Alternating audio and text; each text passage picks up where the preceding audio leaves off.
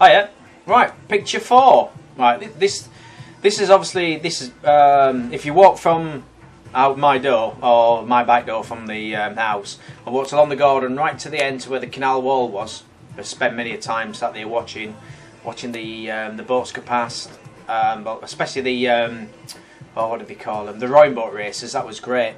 Well, as you looked across, that's exactly what you can see. I know it's a little bit dark, but you can see the canal bank, and then obviously the big pylon, which was just the exact view out of my bedroom window or from the wall.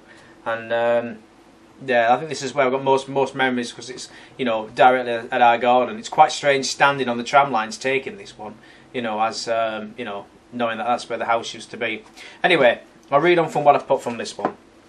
Right, this was taken from the bottom of our garden where we lived on Chippingham Street.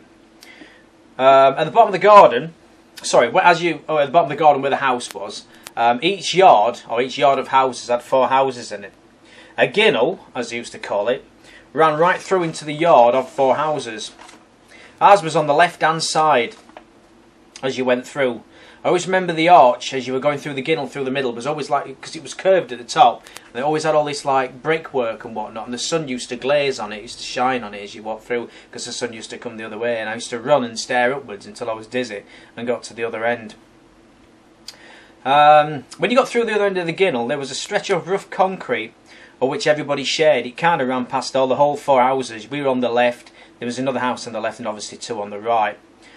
Which, well, basically could pass everybody's back door. Beyond that, there was a bit of a grass garden which ran right up to the canal wall, obviously overlooking the canal. Each house had a kind of fenced in some way their part of the garden from the wall downwards. Next to us, in the middle, they'd ran on the right hand side part of a wooden slat fence which separated obviously their part of the yard from ours, and then they'd extended it with a wire fence. I always remember the wooden fence had a gate built into it which was about 4 feet tall, and I always have to knock on it if I wanted to play with the kids next door, because I could never reach it. And no matter, must have been there a few years from what I can remember, but when it rained it always smelled of creosote. I always remember that when it rained. With the garden being a 4, the 2 houses on the ends were the only ones to have bathrooms and toilets. Everybody else, well, I mean, we didn't have a bathroom at all, or an inside toilet. It was all outside. Hence, outside bogs and bath sinks. The title. Right, so let me find out where I am. I've just lost my place. Here we go. Anyway.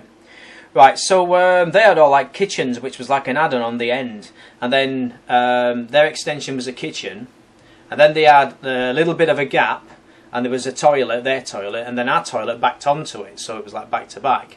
And where the end houses were, where their kitchen was and their toilet, there was a space of about a 3 feet gap, and it was the height of the house, and their toilet was like half the height of the house. So you had this like 3 feet gap in between where the bin used to be, and we used to get the super balls, you know, the bouncy balls, and throw it really hard against one side. It used to go bang, bang, bang, bang. It used to bounce all the way up to the top until it shot off. We used to spend hours doing this until she come out and told us off, which yeah, often happened after about 5 minutes. Where were we? Yeah, our toilet joined back to back, so you would have to walk past our house in the back garden, past their house, and then turn right. Go past their kitchen, past their toilet, and then obviously, you know, into our toilet. This is what I've put. Their toilet and ours were joined back to back.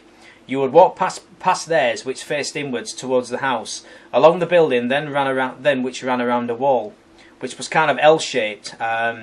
What it was is you kind of went to the end, and then you kind of double backed on yourself, so there's a bit of a wall, obviously privacy for the toilet, to give our toilet some privacy. Next to our toilet, the wall was lower, which looked down into the other yard. I used to hate going to this toilet at night, because we used to have to virtually the whole length of the garden to where the canal was, and in the corner there, the tree as well, like a big tree, and used to creak. It used to frighten the life out of me, it did. I was only young. Right, what we had an old bicycle lamp, which I would take with me.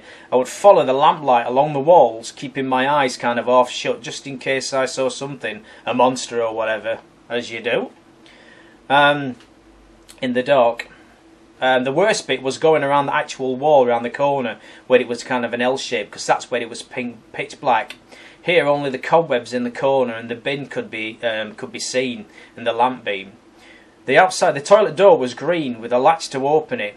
When inside, you would sit on the loo with a lamp on the floor shining inwards, so I couldn't see what was outside. I always remember that as a kid. That was a bit weird. If I had the lamp facing outwards, obviously I'd see the monsters, so I'd have it facing inwards, and then all I could see was my feet in the shadows. Silly, really. Anyway, and as you can see, was kind of outside in the dark with the door half open, so I didn't see the spiders either. Gets worse, doesn't it? Outside was a big old tree which was just in front of the canal wall, and this would rustle and creak in the wind. All this was very frightening when you were about 27, sorry, about 4, 5, 6 years old. And in the toilet door as well, I always remember there was a piece of glass made up of different coloured odd shapes. It was as if somebody got all these shapes, taped them together and put it in, and the kind of light would flicker in and it would make all these different colours. And the moon would cast colours onto the wall as well. When the wind blew, it'd make them all kind of move because the tree had caused it to all disappear. But the worst thing, right, the worst thing that I remember was coming out of the toilet because, and as I've written here, but the worst thing about it was pulling the flush, which was very noisy. And I had a ritual which was to stretch the chain so I was standing as far out of the doorway as possible.